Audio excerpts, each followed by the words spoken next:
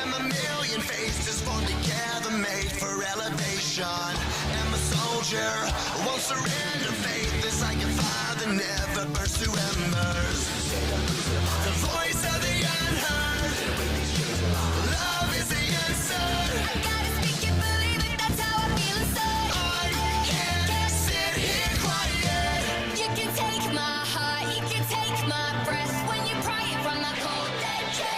This is how we rise up. Heavy as a hurricane, louder than a freight train. This is how we rise up. Heart is beating faster, feels like thunder. Magic static, call me a fanatic. It's our world, they can never have it. This is how we rise up. It's our resistance, you can't resist us.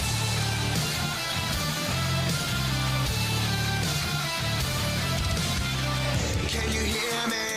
Are you listening? Sleeping and the shadows could be making history. Through the fire, on the water, used to be a slave, but now you are a conqueror. They can take my heart, they can take my breath when they pry it from my cold dead chest. This is how we rise up. Heavy as a hurricane, louder than a freight train. This is how we rise up. Heart is beating faster, feels like thunder. Magic static, call me a fanatic. It's our world, they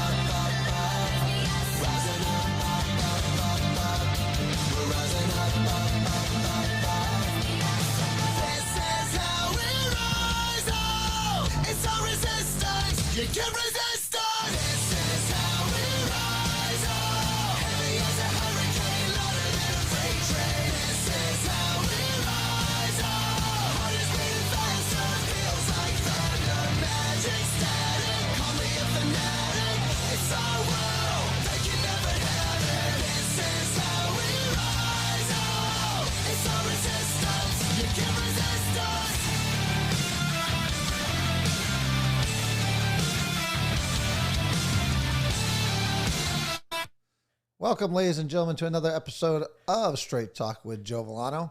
As always, I am your host, Joe Vollano. I am here, your guiding light through all the nonsense that's going on in the world today and in our city, which is actually quite amazing right now. But we're going to touch base on a little update on everything going on in our dispatch center. I did speak with the city manager a couple days ago, and I'll talk about that. We're going to talk about, again, the mask mandate that looks like it's going to be finding its way back to a town near you. So we'll have a little discussion with that and what some of the cities are doing around us. And then we are going to talk a little Olympics, because I almost forgot it was Olympics. I mean, I haven't heard anything about it. I haven't seen too much of it on TV, but we'll touch base with that, and we'll go over the medal count. And then, of course, in case you didn't know, that today is August 1st, which means today the minimum wage went from $12 to $13 today. So, you know, for all you teenagers out there who are starting your first job, you're going to make an extra $20, $30 a week. So you should be happy. This government will be taking that in taxes if you don't already know, because some of the taxes went up as well. So it's always a wash, but the government makes you feel like you did something, they did something for you, but in fact, you did something for them. So we'll talk a little bit more about that. And as always, this show always works best when you are part of it. So give us a call, 203-679-9610, or you can email us, straighttalkjv@gmail.com. These graphics look pretty awesome, even though I didn't have to do them today. Our little in-studio guest did them today. But again, 203-679-9610 if you want to be on the show, or straighttalkjv@gmail.com. And of course, as always, I am always following your messages and your chat. So whether you're on YouTube, Facebook, Twitch, and whatever else we're using now, I'll see it here, and I like to keep up on what you guys are talking about. But as of right now, it looks like everyone's just saying hello to each other as normal guests are joining us. But let's dive right on into this, because I did have a very interesting conversation the other day with the city manager of the city of Meriden. We discussed what is going on in the dispatch center. For all of you who do not know, I would suggest go back to our show on Thursday, which already has gotten over 1,400 views. So people are very interested in what's going on. So this is not something that's going away. So right now our dispatch center is in complete disarray. It is literally on fire in there. We have workers that are working 90 to 100 hours a week, being mandated for doubles almost every day. So it is absolute craziness. It's been like that for a couple of years now. And it's only getting worse since we just lost another dispatcher. We're down to 4. So things are desperate. You know, people are desperate over there, and they're reaching out for help. And I'm glad that we were able to answer that call for them. But like I said, I spoke with the city manager, and in case you were wondering, there's nothing to see here. You know, there's no issues at dispatch. This is all under control. Everything's under control. So don't worry about it. Just go back to bed. Don't worry about those poor 4 people plus the two part-timers. Don't worry about that. Nothing to see here. They're doing just fine. But do you know where the city manager is this week? So we had a discussion. He's telling me about all these great things that they're trying to do to help out the dispatch center, and all these things, all these plans they have in place to get people in there, which obviously 3 out of 30 have made it through the training. So that tells me that you have an interviewing problem, because even though he said that some of those people are already trained, then why don't they want to work here? Why don't they want to work here? Maybe it's the same reason why, if you read the emails from dispatchers and previous dispatchers, they're all telling you the same thing. Ms. Price has to fucking go. She is the cancer inside the dispatch center. But she was the same thing back in Bridgeport. Like I said, for some reason, Meriden loves to recycle Bridgeport garbage. We did it with Lupkus, and now we're doing it with Price. And we're having the same results as they had there in Bridgeport. But we're not doing anything about it here. That's what I don't ever get. But I was assured by the city manager that he said this is one of his top priorities and that he's spending all of his time on it. I said, absolutely great. I will see you Monday morning, 9 o'clock, because he said he had a file an inch thick of all the things that they were trying to do. He has a file an inch thick of all the things he's been outlining and what he's trying to do with the dispatch center. So, of course, my instant reaction was, oh, I want to fucking see it. So I told him, I will see you bright and early. I will see you at 9 o'clock on Monday morning, and we could go over that inch thick file on what you're doing. And he told me, well, I'm not going to be in the office on Monday. I was like, okay, I'll see you on Tuesday. He goes, yeah, I'm going to be out all week. He said, I'm on vacation next week. I'm on vacation next week. I was like, I said, respectfully, Mr. City Manager, do you know who would love a vacation? One of the fucking dispatchers would love a vacation. Someone in that office would love a vacation. They don't get a vacation. They get written up for taking a vacation, which he sat there and said, no, that's not true. Even though it's written in the newspaper from Ms. Price herself, who said that they are being written up for taking days off. But he's going on vacation. He's going on vacation this week, so he won't be around. But that is his top priority, and that's what's occupying all of his time. Is anyone else here buying that? Anyone else here buying that? I certainly am not buying it. And then I listened to all these look at these newspaper articles and the counselors. Oh, well, we're following the mayor. The mayor cannot do anything. The mayor could do nothing. Why are you following the lead of someone who can't fix anything? A city councilor. We have a city councilor. I just showed you guys on Thursday.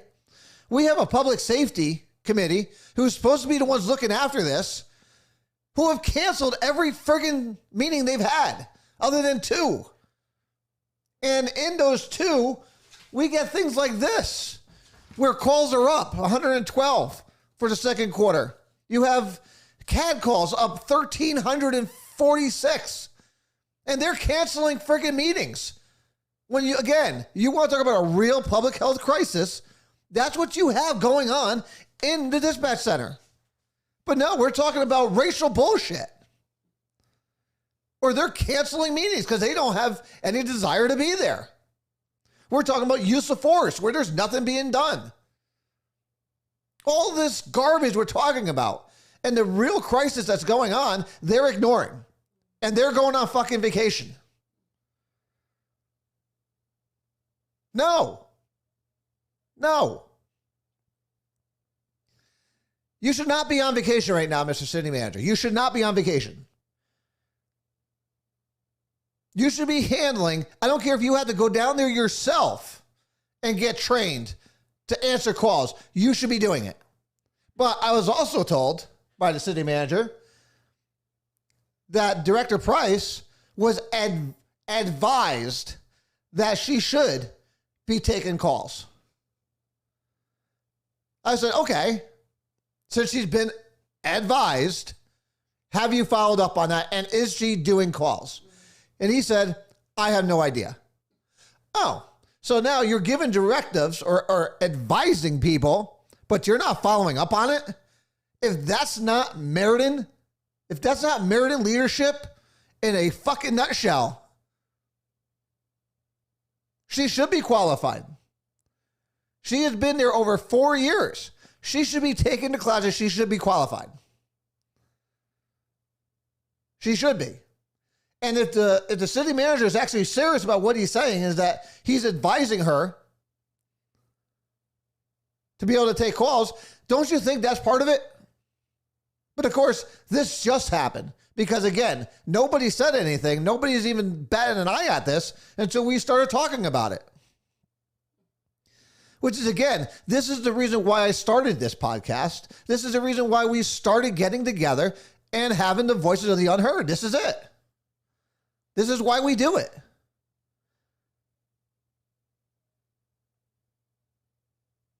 This is why we do this. Because they're forced, when they have all of us coming down on them, it forces them to pay attention. And like I said, I apologize deeply to every single dispatcher, current and former, that I didn't catch this sooner. I put that on me. For someone who really does follow a lot of what goes on in the city, I put this on me. That I didn't see this sooner. But now we have. And I talked to him about the short staff that we are this week there. They're short staffed down there this week. They're starting a trainee early. And we had this discussion, me and the city manager. And he assured me that that is not the case. But we're following up on it. Everyone that's inside that city, inside that dispatch center should be certified and ready to go. And if they don't have enough, then you know what? Department heads of others need to start taking training. You cannot put it on 4 individuals, really 6 altogether, to cover the entire dispatch center full-time, 24 hours a day, 7 days a week, 365 days a year. These people do not get a break. They are not closed.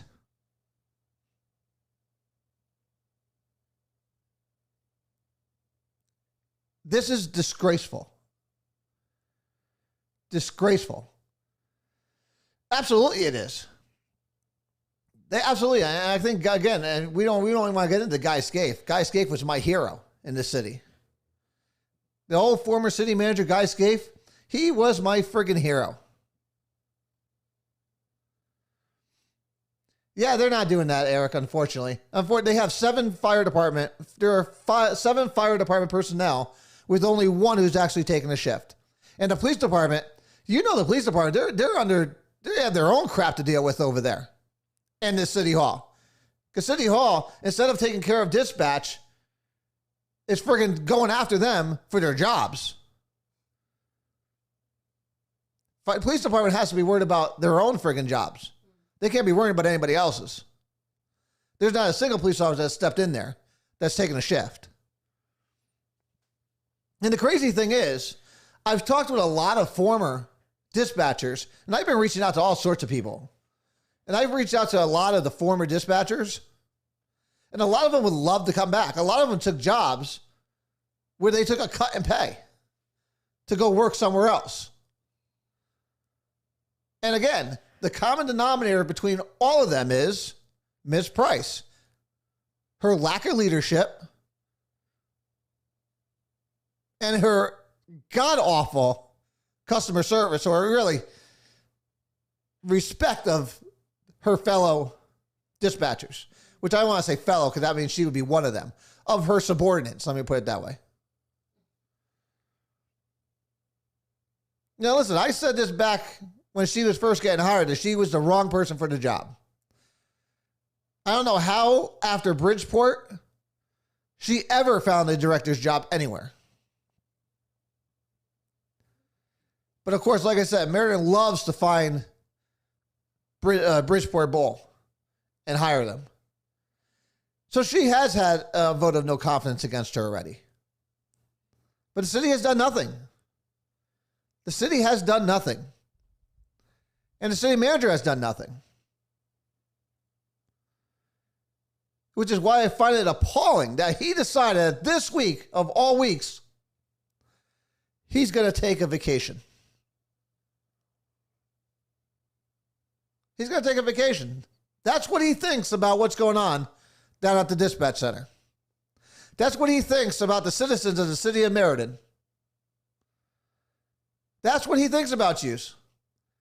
He's not a word at all that you have people working 96 to 104 hours a week answering your 911 calls. They're not going to care. It's funny because they're not going to care until something happens. They're not going to care until something happens. Like they talk about, like I said last week, like they talk about with the use of force. Well, we don't want to wait till something happens before we do something. Apparently we do. Because apparently that only applies to the use of force and the CRBs. That doesn't mean crap to them over as far as the dispatch center. You know, if something happens there, you know what, screw it. We'll just blame the dispatcher. Not the fact that they're freaking exhausted mentally and physically. Working one of the highest stress jobs in the entire city. Dealing with people who are going through the worst times of their life when calling them. But no, don't worry about that. That shit don't matter. It's all good over there. I'm going on vacation. I'm going fishing. Going wherever. If you did not watch the show on Thursday, make sure everybody shares that episode. That episode has gotten over 1,400 views already. And more people need to see it. Because the clock is ticking. And I'm going to start calling for fucking people's heads. I think right now, Price should resign. Price should already realize that she is not capable of doing this position. And Price needs to resign. So if she's listening to this show, do what's in the best interest of the city and get the hell out. You don't need to be there. And I tell you what, Mr. City Manager, you should be following next for your failure to take this seriously. And you can sit there and try to blow smoke up my ass all you want and sit there and say, oh, I am doing everything we need to do. You're not. You're on vacation. That's how much you think about the dispatch center. That's how much you care about the dispatchers who are probably right now just starting a new week and probably already have 20 to 30 hours in already. Well, not even because it's Sunday. By tomorrow, we'll have about 16 to 20 hours.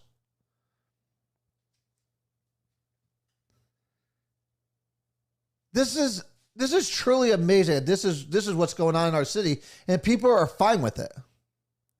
It seems like everybody in City Hall is absolutely fine with this, and I don't get it. And every single one of you better remember this come November. Who is going to step up in City Hall to fix this problem? Because it can be fixed. I think it can be fixed very easily. And I look forward to talking with Mr. Kuhn when he gets back. And I've already made my appointment. I'll be seeing him first thing Monday morning when he returns. I will be sitting there seeing him first thing when he gets in.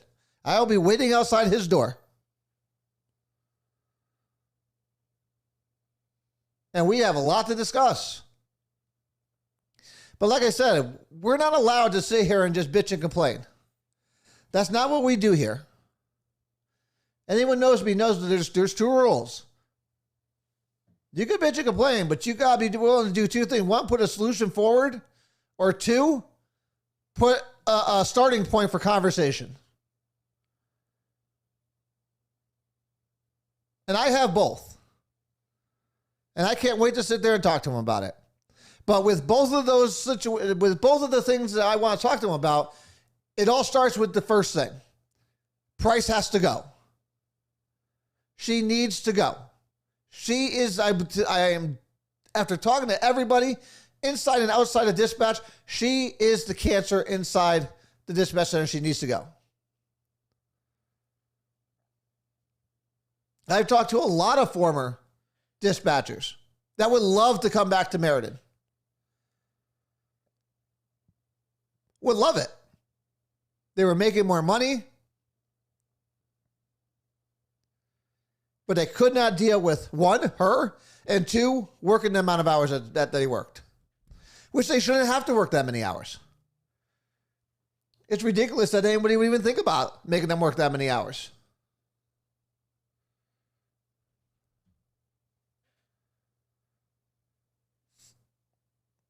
So, that's where we're at. Like I said, this discussion is not going away. We are not going to let this rest. And I'll give you an update on Thursday. We'll see if Miss Price finally leaves. I think she would rather be going out on her own terms than going out under someone else's.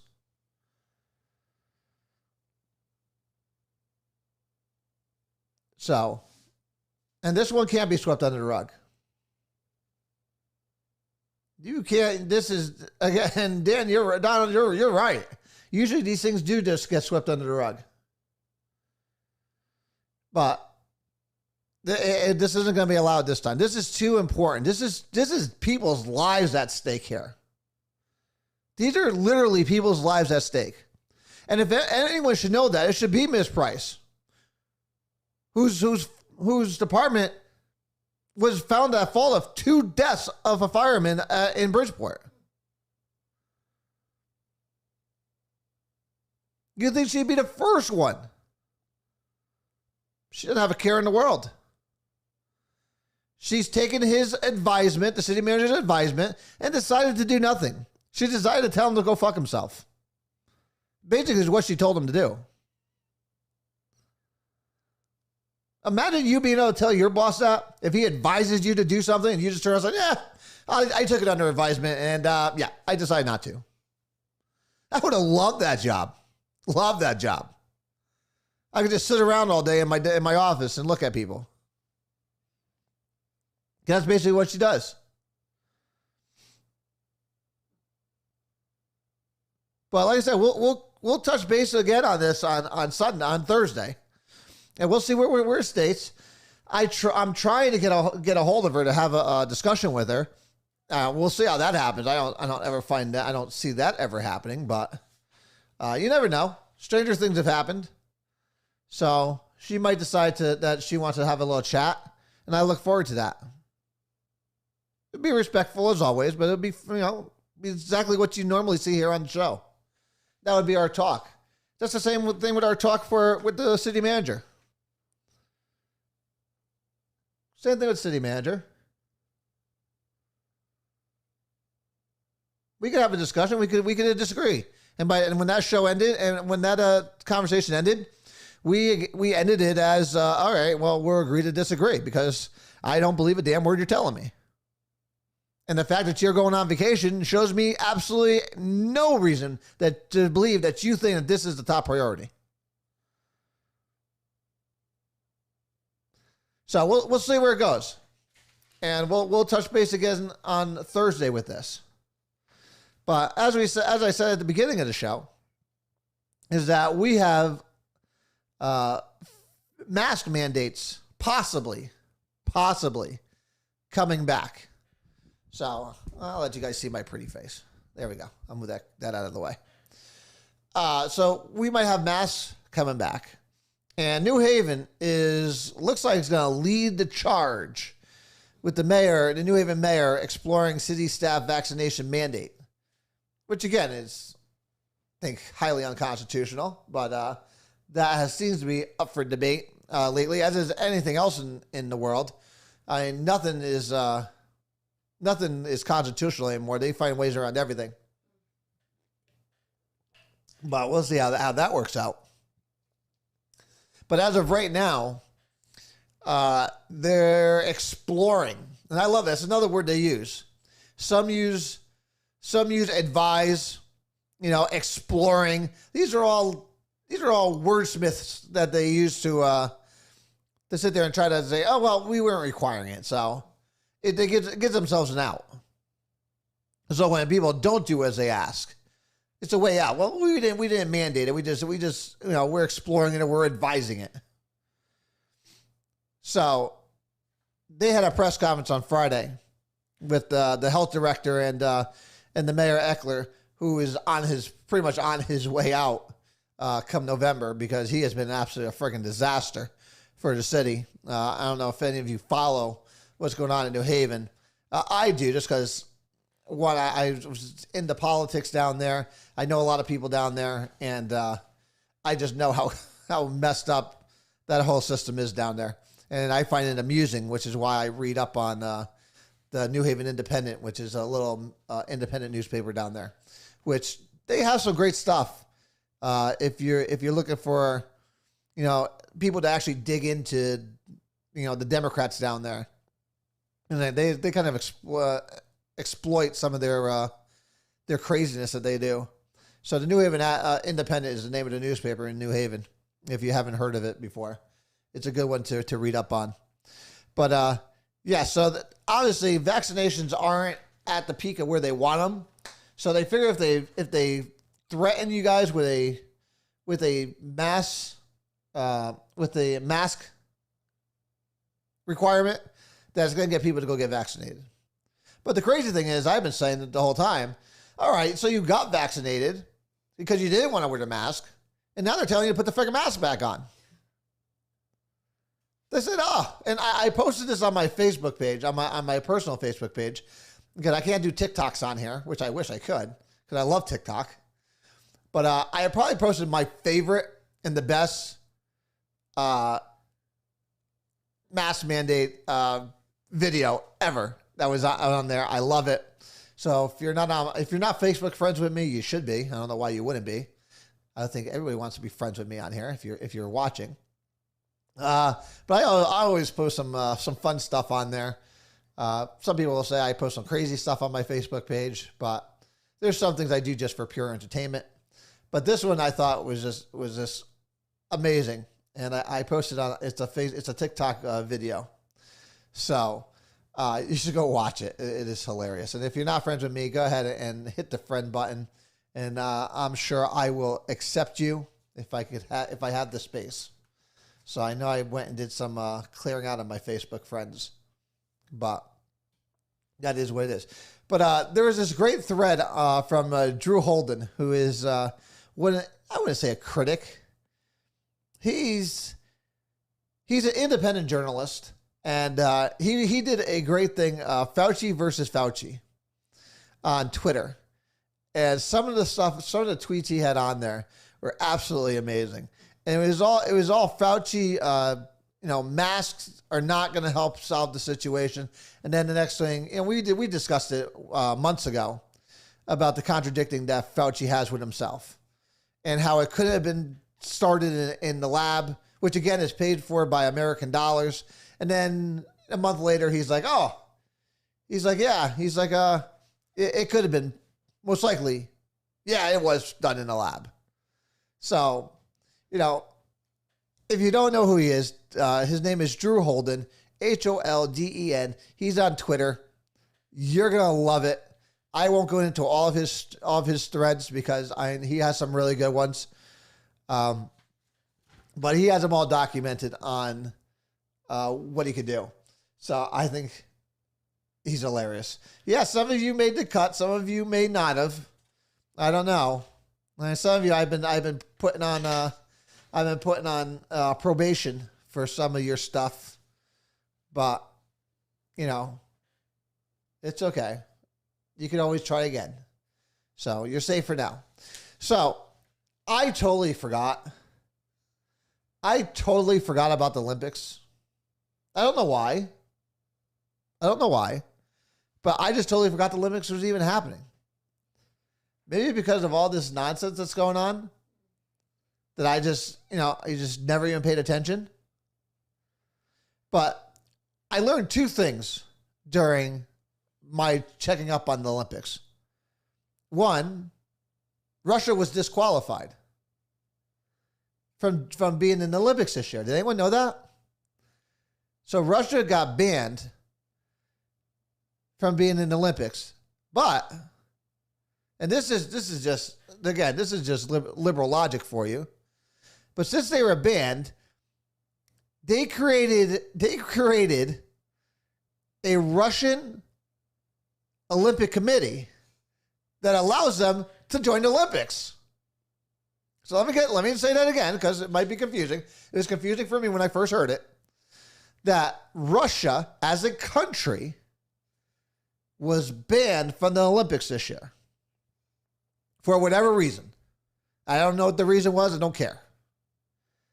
But Russia was able to make a Russian Olympic Committee that would allow their athletes to participate. Does that make any fucking sense to anybody else? It's like, why ban them if you're just going to allow them in anyways? Why? Why are you allowing them in? Just sit there and say, listen, we don't care about our rules anymore. We don't give a shit. You can do what you want. If you get caught, we'll work around it. So we'll just work around it. Yeah, you're banned, but you're not really banned. It's like that, when you sit there. It's like, kind of something like I do with my son every once in a while. I was like, no, you're in trouble. But then once his mother turns around the corner, he'd be like, all right, Tucker, it's okay. Just don't do that again. Slap on the wrist. All right, now go get a cookie. Is that what we're talking about? This is what the Olympics is doing? Russia, you've been bad. You're done. You're out. As soon as Putin leaves the room, all right, guys, now don't do that again, and we'll do this little workaround. It's just absolute nonsense. Just absolute nonsense. It's craziness to me. And apparently, I missed all the excitement of the Olympics. Apparently, the woke culture has taken over the Olympics this year. And I got to tell you, I am not a big Bill Murray fan, but he has been freaking dead on accurate. And I think he is really gonna friggin' he must be blowing people's minds. Because Bill Maher has been dead on accurate on everything he's talking about. And I had to play this post. Now, it takes a little bit of time. There's 2 segments to it. The first one's about 2 minutes long, maybe 2.5 minutes. And the next one's maybe like 5 minutes. But he says it exactly the way I want to say it. And he does it. He's been very consistent on it. And he's a hardcore liberal. I'm a hardcore conservative. So on many of the things we just don't see eye to eye. But the thing that I think me and him both have is common sense. And you can and the ability to call bullshit out when you hear it. But so I want you guys to read this, listen to this, and this is just entertaining to me. I love it. And it's so dead on accurate. Make the Olympics into the Oscars. Oh, what's that? They did already? Yeah. Back in April, when the Oscars aired, I commented in this space that the theme of that evening was, "We dare you to be entertained, lest your mind waver for a few hours from thinking about the sad things and bad people in the world." Well, thank God we found some of those bad people in the Olympics now, and not a moment too soon. The director of...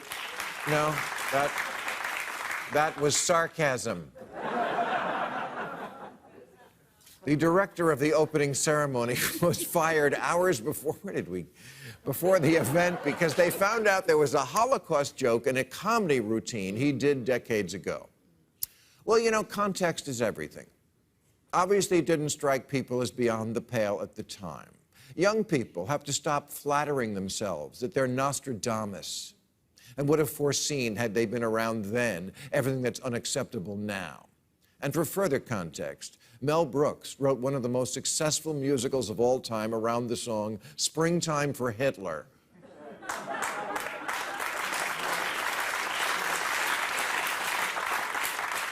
Why do we allow the people who just want to bitch to always win?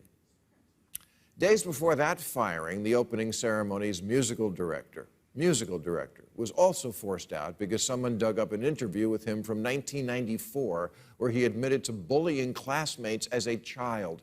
As a child. Remember when your teacher used to try and scare you by saying, this is going to go on your permanent record? Yeah. No longer an empty threat now.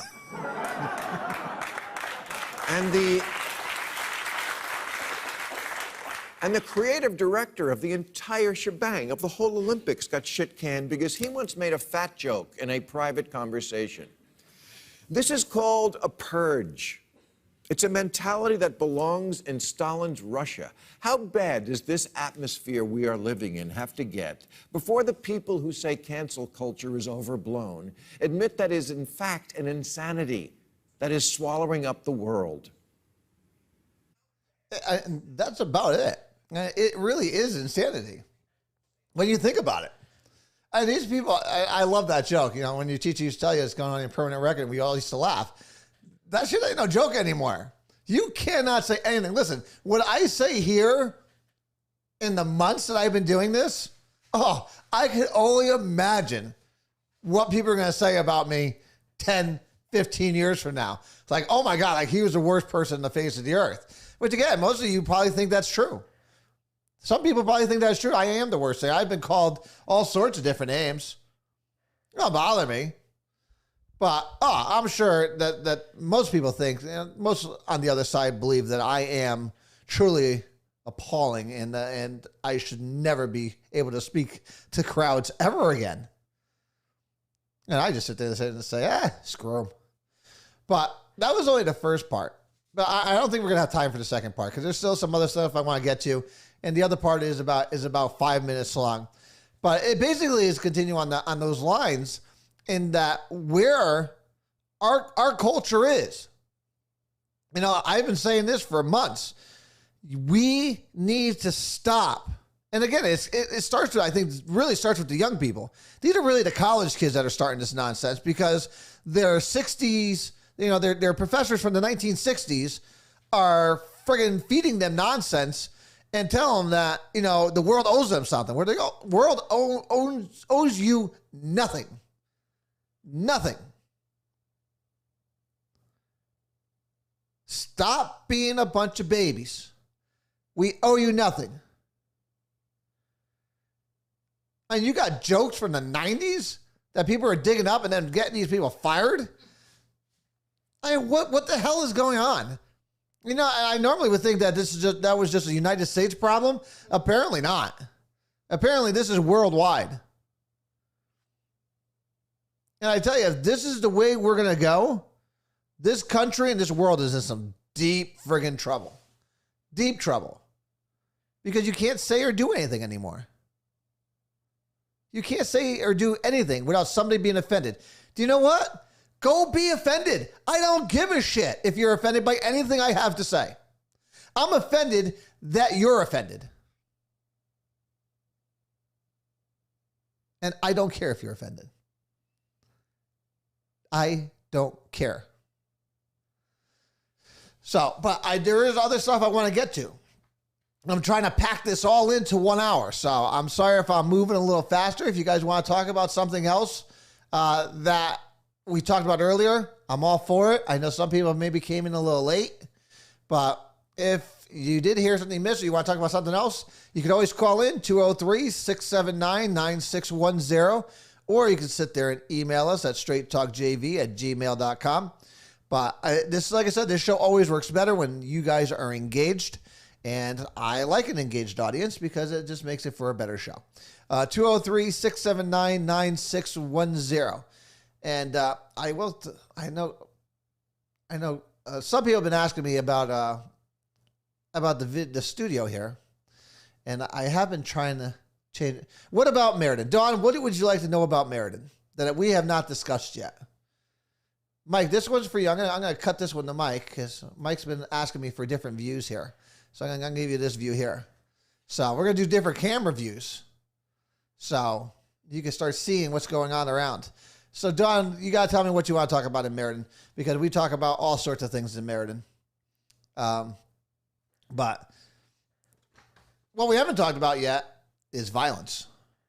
And we've kind of gotten away from it the last couple of weeks because of everything that's gone on.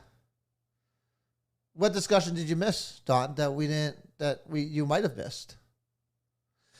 violence in these cities are through the roof. Dog, give me a couple minutes and I'll come back to it. Violence is up across the board in a lot of these major cities.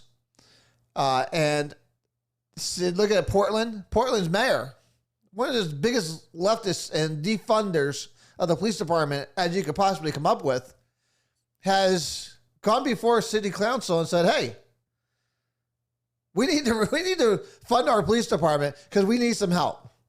Violent crime is skyrocketing. We'll get to that, Craig. I'll be more than happy to give my opinion on it. Look at Chicago. 73 shootings over the weekend. It's absolutely crazy. But again, I think what's happening, though, is that the citizens are finally waking up and citizens are finally saying, hey, enough is enough. You need to do something or else you're going to be gone come November. And there is nothing that scares a politician more than the possibility of being voted out in November. So what they say back in January to about June, the problem with politicians is they're so short-term thinking that they think that you're going to forget what they said from January to June. And you're just going to concentrate what they say from July to November. And then once you vote and you vote them back in, they go back to their old ways. And that's what they're hoping for here. Because you see all these crazy left-wing mayors now going before the city council saying, no, we need to change this back. We need to get police officers back on the street. Because now they can't go into an election with violent crime up 10 to 15%. You're just not going to get reelected that way. That just shows you what the mentality of them they are. And again, what the mentality really is of voters. Voters, again, when we talk about an educated voter and I talk about informed voters, I'm not talking about just being informed, August to November when they're just out there, when they're out, the politicians are out there trying to kiss your ass, trying to get your vote. Because if you're paying attention just to August to November, you're missing all the things they did. All the things they're not telling you. And if you don't go back and research that and hold them accountable for the things they did from end of mid-November to July, you're not an educated voter. I just want to make sure I put that out there. I do not consider you an educated voter. A voter you are. Informed of who the candidates are, you are informed in that, but you really know who they are. So think about that. Think about that and make sure that you don't only know their names, you know their records. Because these mayors are counting on that you are not paying attention to what's going on. I got to come back to this other one, Mike. That's why Mike wanted to see what was going on around us. I'll give you a different angle here. I got to go back to this one. The other one's knocking me off a little bit. But that's what we got to do. That's what they're hoping for.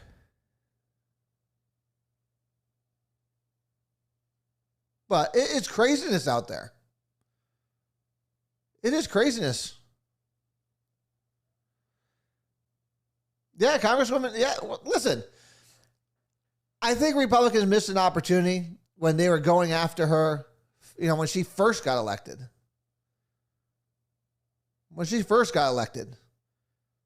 Should have went after on her. She's a hardcore liberal. Joanna Hayes is a hardcore liberal who can be beaten in the 5th district. You just need to be willing to go after her. Now, the problem is there's two things that she has that scare most Republicans. And I'm just going to be, this is straight talk, so we're going to leave the political correctness bullshit behind. There was two things that stop Republicans from going after her. One, she's black, and two, she's a woman. That's what stopped Republicans from going after her. Because she is a hardcore leftist. Does she have a great story? Yes.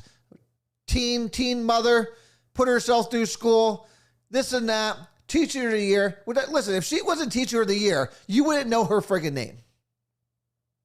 If Barack Obama didn't bring her to the White House, you would not know her name.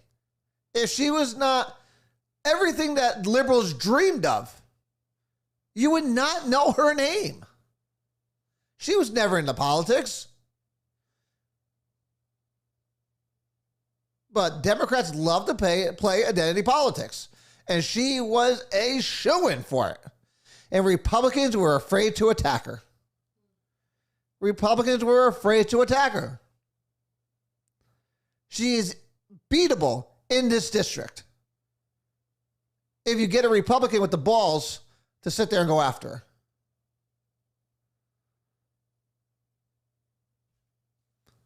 But that's to be determined. That comes up next year. We'll see who they put up. I think Sullivan was a great candidate last year. Again, he didn't go after her. He didn't have the balls to go and sit there and attack her on her record, on things she said, on the things she's done previously. Manny took a shot at her when she first got elected. Again, I think Manny did a good job with the resources he had. But again, that's another thing. You need to back these candidates. If you don't like a candidate, you need to back their opponent. Money, time, both if you can. And you need to spread the word. Same thing with the city of Meriden.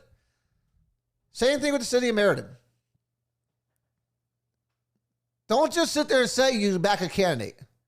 You telling me that does nothing. Other than it tells me that, all right, you're gonna vote for them in the election. Back them with your time. Back them with your money. If you could do both, that's even better. But words mean nothing. Actions. Actions are what we need. We need action now. Just like we talk about in the dispatch. The dispatch needs action now. Words, they've been getting words for 2.5 years. They've been getting words. Words mean nothing to them. Action is the only thing that matters. Relief is the only thing that matters. And for Dawn, who was asking about if she missed the Meriden, the only thing you missed, Dawn, is that our city manager is on it. It means everything to him. It's his top priority. But I'm on fucking vacation this week, so don't bother me. That's the only thing you need to know. That's the only thing you need to know. It's his top priority. It's what's been occupying all of his time. But he's on vacation, so I'll see you in a week. That's the city of Meriden leadership in a nutshell. That's it. It's absolutely unbelievable to me that this is where we're at. So, Mr. Hansen. So, for those who don't know, the Planning Commission has an opening. And for those of you who don't know what the Planning Commission is, it is everything that happens in the city for new businesses and everything else needs to go through the Planning Commission first to be approved. And that's for multiple reasons, for zoning, for all sorts of different things. The Planning Commission gets it first, and then it goes to everybody else. Well, the Planning Commission had a chairman, which was Steve Iavana, who has left the state to go work down in Florida. And he is asking, well, if most people who do know who Kevin Curry is, Kevin Curry used to be partners with Kevin Danby, who obviously everybody knows as every gas station, I think, on East Main Street they own. So when Kevin Danby left, Kevin Curry, who was his partner, bought him out, and obviously he owns everything now. So Kevin Curry is now being put up on Monday to be on the Planning Commission as a full-blown member instead of just an alternate. So I think Mr. Hansen is asking me what my thoughts of that is, since Steve Iavana was a Republican and Kevin Curry is not a Republican. He is one of those unaffiliated members. So he's asking me, I'm taking it, Craig, you're asking me how I feel about it, or do I think he's a good fit? So I'll answer all those questions. One, I like Kevin Curry as a person and as a business owner. I think we may agree in styles, but I have no problem with him as an individual and what he wants to do. And I have no problem with him being an alternate on the planning commission. I think he does bring a lot of experience and he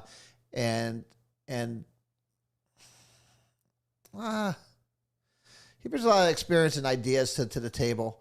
I think he also brings a lot of conflicts within himself and the things that he's looking to do, especially since he has some projects going on down on East Main Street that do directly affect him. I don't see how he can be a full member. But let me put it out there just from the beginning. First of all, he shouldn't be getting that position because that's a Republican seat. It's a Republican seat.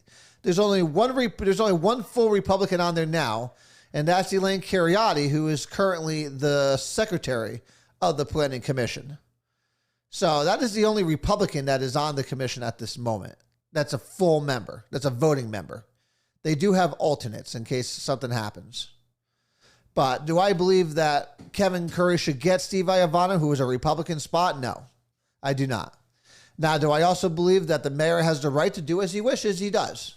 Under our charter, again, there's only a few things that this mayor is allowed to do and gets power to do.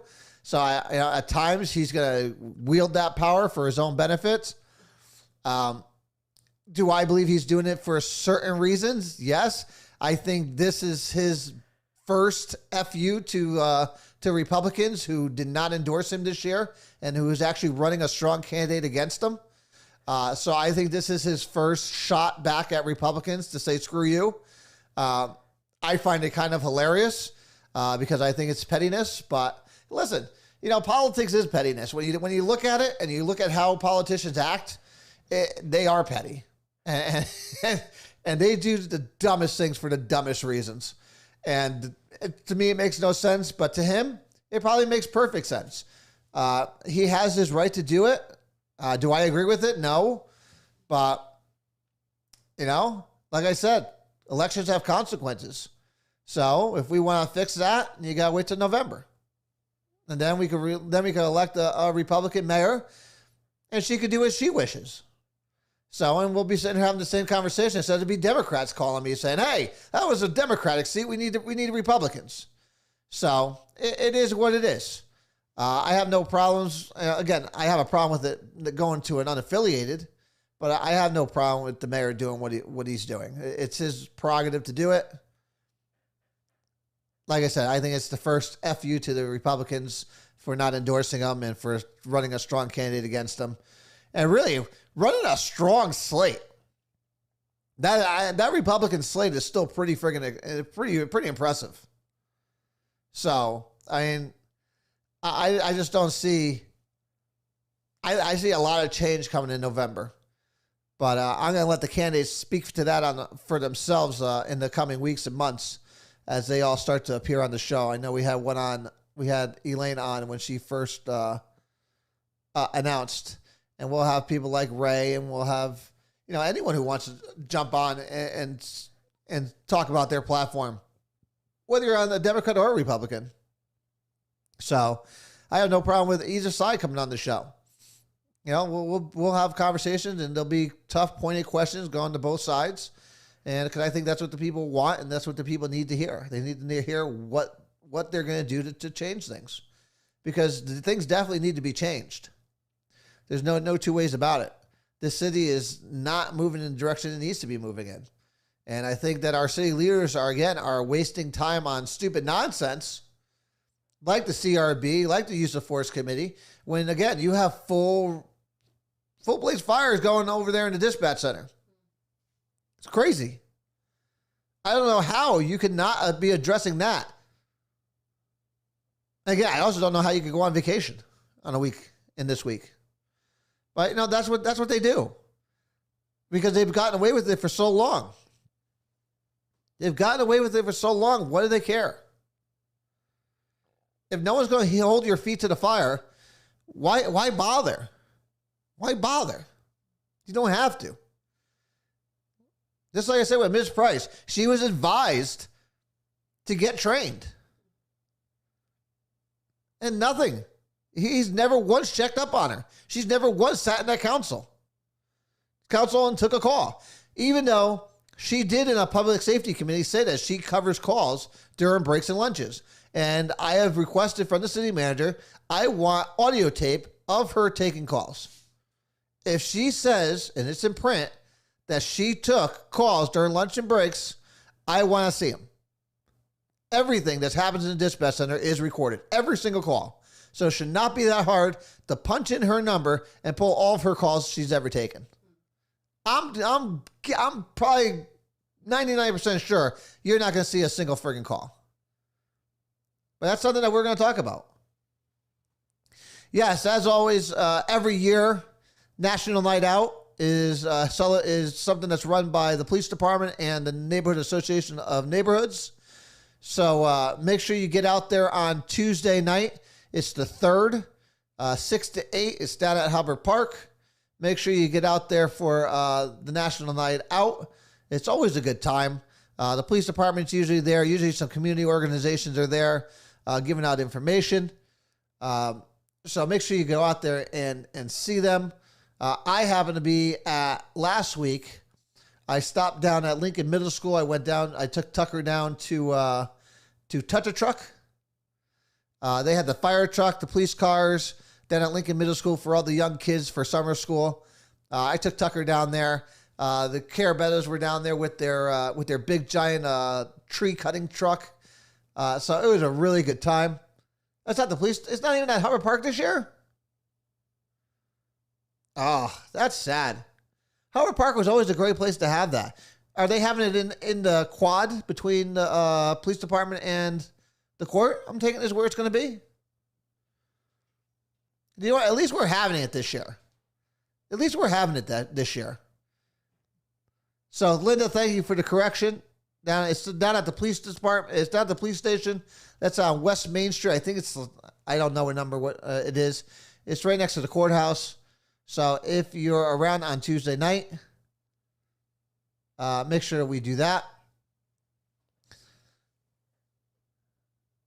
But also, yes, as far as everyone asking about the city council, no, we are not doing in-person meetings yet. I don't know why. It's a great question. Everybody else is meeting in person, but for some reason,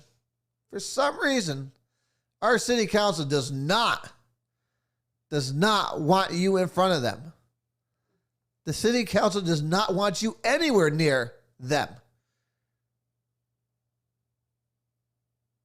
So keep sending your emails. I think one night we're gonna have to go down to City Hall and do a meeting of our own, and we could all sit there and give our public speeches in person, and we could just do it on some kind of chat because they have to read them all. But if we could be there, they should be forced to be there. And for some reason they're not. And that's another question I'm going to bring up with the city manager when I see him on Monday. Well, Danny, it's quite interesting, Dan, Minister Zabrowski, that you mentioned that. Is it because some of them aren't back here in Meriden? It is a great question. And I wish I had it on me, but it is in my computer. My next Freedom of Information Act request that's going up to legal on Monday. Well, tomorrow. So I have found out that I can do a file request for IP addresses. So what my request is going to be, come tomorrow, is I am looking for IP addresses for every counselor for every city council meeting dating back for the last 6 months. I want to know where those IP addresses are originating from. They're all using government issue laptops.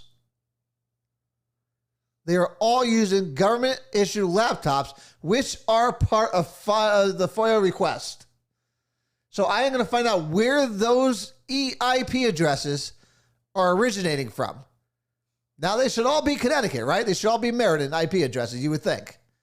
Why do I have a feeling I'm going to find some from Michigan, Georgia, and New Jersey? I'm just thinking out there that I might find some interesting stuff, and I'm going to find out. But when I found that out that I could request that, oh, the smile went from here to here. It was the funniest thing. So we're going to find that out, and usually that takes a couple weeks to get here. But we're gonna enjoy, I think, those IP addresses. We're gonna learn a lot from them. But as always, guys, it's 8:00. I thank you all for being here, as I am every single time you're here. Listen, we got a lot more to talk about. You know, we're gonna find out. Like I said, on Thursday, we'll keep on talking about this dispatch center. Find out what's going on. Maybe she'll resign by then. Maybe the city manager will have to come back from vacation and take that resignation. And then we'll put someone in there that could do the job and could bring unity and bring some kind of accountability to that department where everyone's going to be able to do their job in a non-hostile environment. So that's what I'm hoping for. And maybe we'll get some of these former dispatchers back part-time to fill in the slots so that we could get them a little bit of relief. I think we can fix this dispatch center. We can fix it quickly, temporary quick, with like I said, former dispatchers and retired dispatchers, but we could get it fixed. We just got to be willing to do it and do it together and make sure that we don't lose sight of the main goal, and that's to make Meriden a safer place. This isn't just for the dispatchers. This isn't only for the former dispatchers. This is for every citizen of Meriden, to make sure that when they call 911 or when these police officers need something and these fire department need something, that they're getting it from a well-rested person that's sitting there in the prime of what they need to do and making sure that it's done in a safe and effective way, because their lives are affected by it just as much as the dispatchers. So we need to make sure that we take care of this problem, and we will do that together as long as we stick together and we keep pushing forward and keep pushing on these politicians to do what's right. But we'll continue this talk on Thursday. But as always, I love you all. I thank you all for being here. God bless you. God bless this great city of ours. And as always, God bless this amazing country. I love you, and I will see you all on Thursday.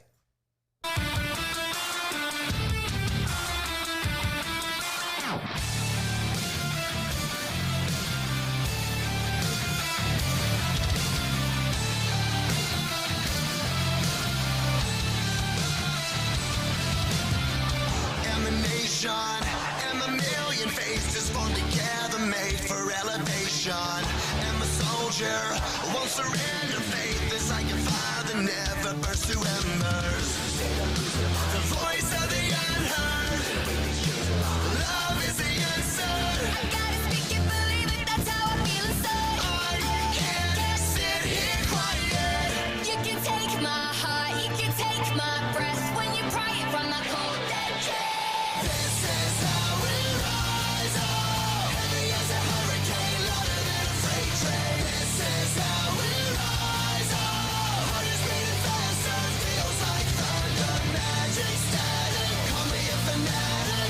It's our world, they can never have it. This is how we rise up. It's our resistance, you can't resist us.